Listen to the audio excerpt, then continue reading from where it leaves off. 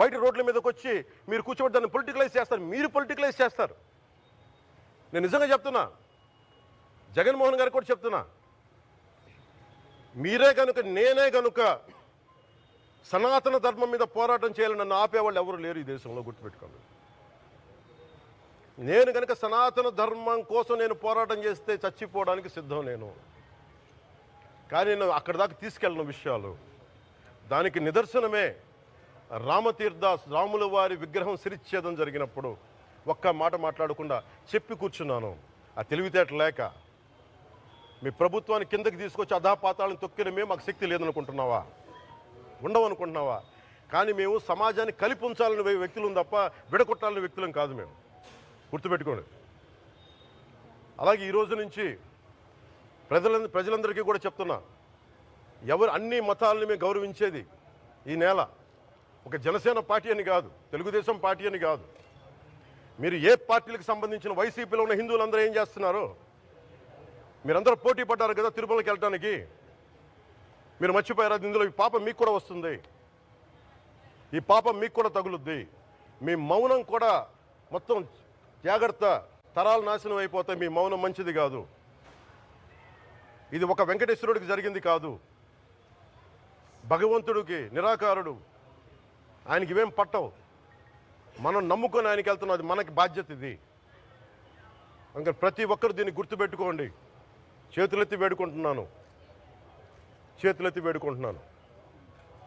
సగటు హిందూ మీరు సినిమా టికెట్లకు వెళ్ళిపోతారు. అభిమానులు అందరూ మీరెవరు హిందువులు లేరా? సినిమా టికెట్ల కోసం చించుకుంటారు. సినిమాని మీరు కూర్చోడానికి మీరు మొత్తం మాట్లాడతారు.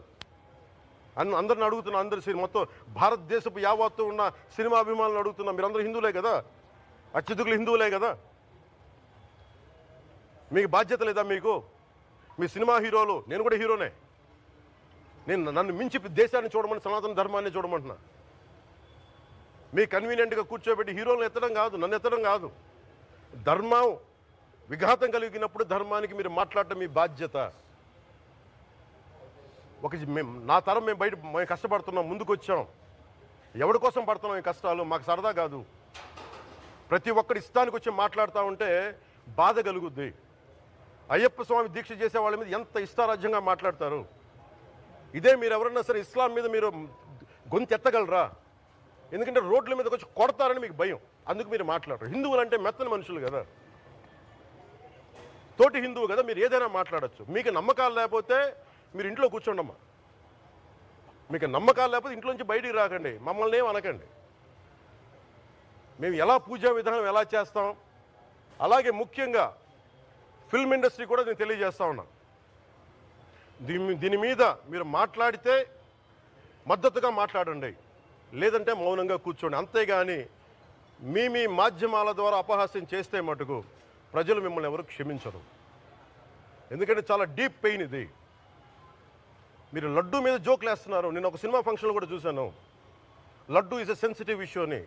Don't you ever say that. Don't you ever try dare to say that, please. I respect you as actors, but when it comes to Sanatana Dharma, please, you have to think 100 times before you saying a word. One comment. Thank you.